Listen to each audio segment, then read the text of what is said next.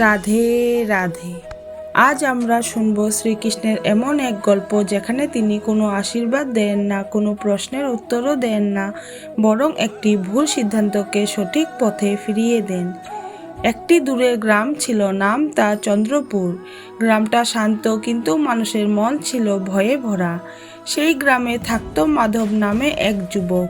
সে খুব মেধাবী ছিল, কিন্তু ধৈর্য ছিল না। সব কিছু সে চেয়েছিল খুব দ্রুত। একদিন মাধব বলল, সৎ পথে গেলে সময় লাগে, কিন্তু ভুল পথে গেলে সব কিছু তাড়াতাড়ি পাওয়া যায়। সে ভুল মানুষের সঙ্গে চলা শুরু করলো। অল্প সময়ে টাকা এলো, কিন্তু শান্তি এলো না। প্রতিদিন রাতে তার বুকের ভেতর এক অজানা ভয় কাজ করত। ঘুম আসতো না, কিন্তু সে কারো কাছে কিছু বলতো না। এক রাতে সে নদীর ধারে দাঁড়িয়েছিল।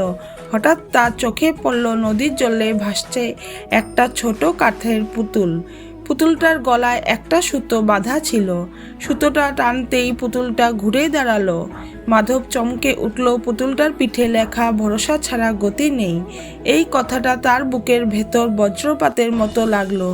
সে বুঝে গেল সে ভুল পথে দৌড়াচ্ছে, কিন্তু দিক নেই। সেই রাতেই মাধব সিদ্ধান্ত নিল সে সব কিছু ছেড়ে দেবে, ভুল পথ, ভুল সঙ্গ, সব। পরদিন সকালে সে নদীতে পুতুলটা ভাসিয়ে দিল।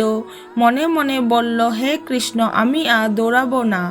সেদিনের পর মাধব ধীরে ধীরে চলতে শিখল। টাকা কম এলো, কিন্তু ঘুম এলো। মানুষ কম এলো, কিন্তু মন হালকা হলো। অনেকদিন পরে সে বুঝতে পারল কৃষ্ণ তাকে থামিয়ে দিয়েছিলেন, কারণ কিছু মানুষকে গন্তব্যে পৌঁছানোর আগে থামতে শেখানোই সবচেয়ে বড় আশীর্বাদ। যে পথে খুব তাড়াতাড়ি সব পাওয়া যায়, সেই পথে শান্তি থাকে না। কৃষ্ণ কখনো দৌড় থামান, কারণ তিনি জানেন শান্তিই আসল গন্তব্য। রাধে রাধে। প্রিয় ভক্তগণ, আপনাদের যদি এই কাহিনী ভালো লেগে থাকে তাহলে অবশ্যই লাইক করুন এবং কমেন্টে লিখুন রাধে রাধে। এবং এমন আরও ভক্তিমূলক গল্প পেতে আমার চ্যানেলটি সাবস্ক্রাইব করুন।